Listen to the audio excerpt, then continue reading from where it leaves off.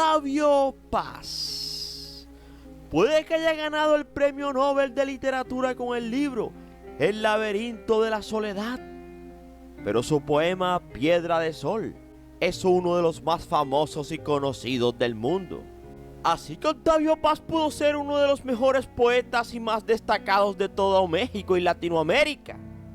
Sin embargo, detrás de esos versos que hablaban de amor, de pérdida, de la belleza efímera de la vida, pero nunca se detenía a mirar el dolor que causaba a Elena Garro, una mujer que sufrió en un laberinto de soledad, un romance que se basó en prohibiciones, en resentimientos y sobre todo celos.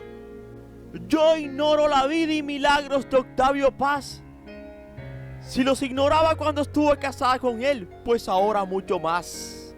Entre él y sus amigos los cubre con un espeso velo de misterio imposible. Fueron las palabras de Elena. Ambos eran escritores y ambos escribieron obras de gran calidad. Parecería que dos mentes brillantes y famosas en el mundo de la literatura se unirían, creando magia, tal cual lo ha hecho creer por años las ideas del amor romántico. Sin embargo, nada más alejado de la realidad vivieron en su matrimonio. Su romance se basó en prohibiciones, en resentimientos por alejarse de los objetivos, en rencores por no hacerse feliz, en celos profesionales y violencias. Así lo escribía Elena Garro en sus memorias. Durante mi matrimonio siempre tuve la impresión de estar en un internado de reglas estrictas y regaños cotidianos, hasta el punto de que Octavio Paz le prohibió incursionar en el género de la poesía, porque ese era su terreno.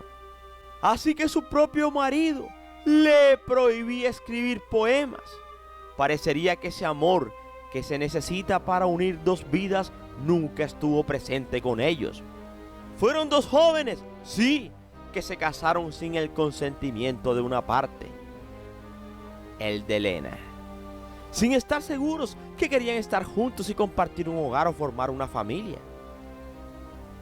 Cuando éramos novios, me acompañaba desde la Escuela Nacional Preparatoria a la casa. Una vez que Elena ingresó a la universidad, a la Facultad de Filosofía y Letras de la UNAM, parecería que sus sueños profesionales se acabarían, pues confirmó que el ganador del Premio Nobel la manipuló para casarse.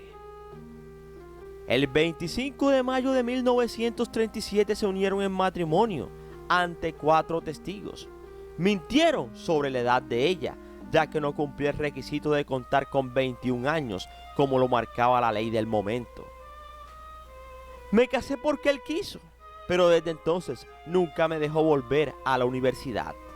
Me dediqué a ser periodista por mí misma, porque él ganaba poco dinero entonces y porque eso no opacaba a nadie, sino que producía dinero. Y me dediqué a callar porque había que callar y porque lo amaba, o más o menos eso creía.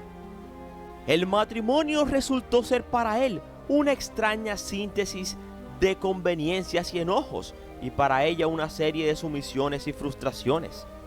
Sin embargo, las infidelidades se hicieron presentes en el matrimonio. A finales de los años 40, ya con una hija, Elenita, nacida en 1939. Octavio se enamoraba de una pintora, Bona Divertelli, mientras que Elena se enamoraba del escritor argentino Adolfo Bioy Cáceres. Es el único hombre en el mundo del que me he enamorado y creo que eso nunca me lo perdonó Octavio, explicaba en una ocasión Elena Garro. La presión de mantenerse en un matrimonio infeliz la llevó a cometer actos autoinfringidos de hacerse daño y mucha depresión. No obstante, el matrimonio duró hasta 1959, cuando firmaron el divorcio. Los celos profesionales y rencores en la relación llevaron a que su hija, Elena Paz Garro, viviera entre fuegos enemigos, sin una relación sólida con su padre y exiliada desde México, debido a que madre e hija fueron acusadas por el gobierno de Díaz Ordaz y algunos periodistas de hacer parte del movimiento estudiantil del 68. La tercera mujer de Octavio Paz sería María José Tramini. Vivió hasta los últimos días con él. Se casaron bajo un árbol de nin frondoso en los jardines de la Embajada de México en la India, mientras una manada de tigres de Bengala rugía desde las cercanías de un zoológico. Desde entonces, Marijó, como le decían, se convirtió en un referente y en la musa del Premio Nobel de Literatura, que era embajador de México en la India. Fue lo mejor que me ocurrió en la vida después de nacer, decía Octavio Paz de María José. Y es que literal, Octavio Paz poco se refirió a su primer matrimonio y poco se refirió a su hija Elena, su única hija, a la cual aborreció al igual que a la madre de esta, su primera esposa. Muchos estudiosos de sus obras creen que en diversos poemas se puede apreciar el rencor que llegó a sentir por Elena Garro, debido a que no fue la mujer sumisa que él quiso. Sin embargo, nunca hizo público su sentir sobre su primer matrimonio. Se lo llevó a la tumba. Sobre la relación inclusive, ni siquiera sobre la dinámica con su única hija, la cual siempre lo quiso y él la abandonó. No obstante, Elena se refirió hasta sus últimos días sobre el rencor que le guardó a Octavio Paz, su primer marido, porque nunca supo ser pareja ni padre.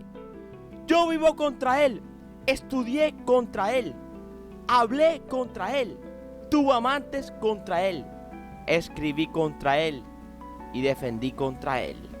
Escribí políticas contra él. En fin, todo lo que soy es contra él. En la vida no tienes más que un enemigo y con eso basta. Y mi enemigo es Paz, como le decía Octavio Paz. 2 años antes de que pereciera Octavio Paz en 1996, un incendio en el piso de Cuauhtémoc destruyó parte de su querida biblioteca y quebrantó el ánimo del autor del Laberinto de la Sociedad. Libros de Rubén Darío, de Manuel Díaz Mirón y cuadros de sus amigos Juan Soriano, Günter Herzog o Roberto Malta se perdieron. El desastre le sumió en una profunda depresión y mermó su resistencia física, porque no solo ardieron textos de autores de su consideración, sino la bibliografía heredada del abuelo Irenio y la primera edición de México en la obra de Octavio Paz. Vivió en la suite de un hotel del barrio de Polanco hasta su regreso en febrero del 97 a su casa. En un chequeo habitual le descubrieron que tenía una hipertrofia prostática. Viajó a los Estados Unidos a la Clínica Mayo y de vuelta a México ingresó al Hospital Central Militar. Pese al bajonazo del espíritu y en lo posible, muy poco, atendió sus quehaceres literarios. Hizo todo el tratamiento para tratar de salvarse. Su última mujer, su musa, la Marijó, como le decían, habló sobre su marido como un hombre que nunca fue machista, ni pedante, ni oportunista, ni prudente, ni fanfarrón, más bien divertido, legal y generoso. Todo lo contrario a lo que pasó Elena. Sí, qué paradoja. Con ella se portó bien quizá, con la Marijó. Sin embargo, a comienzos del año 1998, se aquejó por una flebitis severa. Pero el mal que tenía, literalmente, iba empeorando. Y se lo llevó a este mundo en 1998, a los 84 años. Nobel de Literatura en el 90, Premio Cervantes en el 81, y poeta inmenso y pensador brillante, intelectual de curiosidad infatigable y viajero impenitente. Mientras que Elena, su primera mujer, perecía a los 81 años en Cuernavaca, un par de meses después de que pereciera Octavio Paz. ¡Qué ironía! Pero peor le fue a la hija de ambos, Elena, quien pereció en la más absoluta pobreza en Cuernavaca, Morelos, en 2014, un día antes de que su padre hubiese cumplido los 100 años de edad. Así que si quieres saber un poco más, te invito a que te sientes, a que te relajes y que disfrutes del siguiente video. Somos 007 Ernie Videos, tu mejor opción, y gracias por preferirnos. Y recuerda que cada día somos más y que tú eres nuestra estrella. Mis estrellas.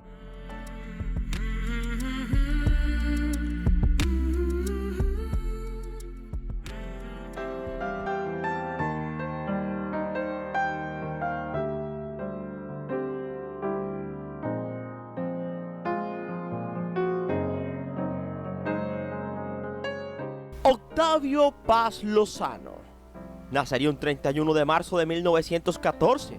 Su nacimiento ocurrió durante la Revolución Mexicana, movimiento con el que él y su familia estuvieron estrechamente relacionados, ya que su padre, Octavio Paz Solórzano, se unió al ejército zapatista cuando el futuro escritor era tan solo un bebé de meses.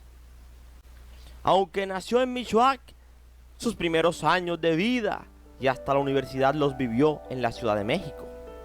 Este lugar siguió apareciendo en sus diferentes trabajos, principalmente en la poesía Águila o Sol del 51, donde dice una frase: Michoacán, pueblo de labios quemados, solo la higuera señalaba los labios del año. La higuera 6 meses vestía de sonoro vestido verde y otros 6 carbonizada, ruina del sol de verano. Sin duda uno de los textos más importantes en la carrera de Octavio Paz fue el ensayo El laberinto de la soledad del año 1950. Primero porque ganó el premio Nobel por ese libro, y donde se dedicó a retratar el pensamiento y la identidad de todo lo que significa ser mexicano. Octavio intentó en todos sus escritos hacer una radiografía de aquellas heridas históricas del pueblo mexicano, no ha sanado y que forman parte de su identidad.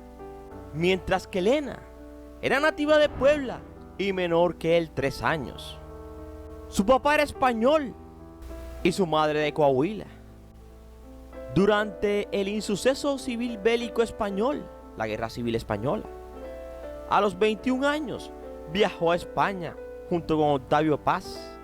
En ese momento eran un par de enamorados. Fue una feminista. Según ella, su vida se convirtió en una odisea cuando se casó con Octavio Paz. Él era celoso y la dominaba. Así que hablar de Elena Garro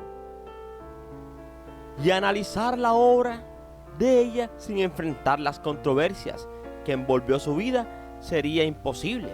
Su matrimonio con Octavio Paz, su supuesto involucramiento con el movimiento estudiantil del 68 y su posterior autoexilio en Europa han sido temas recurrentes en la discusión pública. Sin embargo, en sus biografías escalonadas, a menudo ensombreciendo su legado literario. Para Garro, el acto de escribir era un acto de supervivencia. Luego de su divorcio con Octavio Paz, en el 59, vivió en distintos países de Europa. Regresaría a México en 1993 a vivir a su casa en Cuernavaca.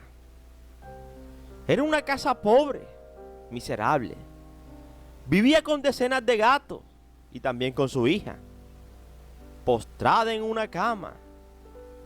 Pedía dinero a todo el mundo y comía café y Coca-Cola y un tabaco.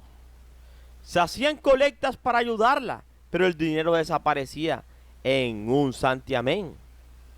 Comentó Elena Poniatowska, y sus palabras las difundió en medios españoles. Fue derrochadora porque gastó miles de dólares para sacar a los indígenas de prisión, para darles cobijo en su casa y para defenderlos de los terratenientes y políticos que les robaban sus tierras. Pereció en esa indigencia, en esa pobreza absoluta, un 22 de agosto de 1998. Al lado estaba su hija, en una cama casi destartalada, igual a la que tenía su madre. pereció de cáncer debido a sus excesos y pereció meses después de haber perecido Octavio Paz. Nunca encontró la paz, hipérbole de sí misma, seductora y delirante, pero sin duda una de las más importantes escritoras de Latinoamérica del siglo XX, porque ella comprendió la relevancia de su producción literaria, no en su tiempo, sino posteriormente. Y a diferencia de otros escritores, ella prefirió la independencia intelectual para poder ejercer su oficio sin ningún compromiso. Hoy la novela Testimonio sobre Mariana, para muchos es la voz misma de la escritora, cuando alzaba la voz con los que no podían defenderse. Yo soy Ernie y aquí termina esta historia. No sin antes decirte gracias por preferirnos y recuerda que cada día somos más y que tú eres nuestra estrella. Mis estrellas.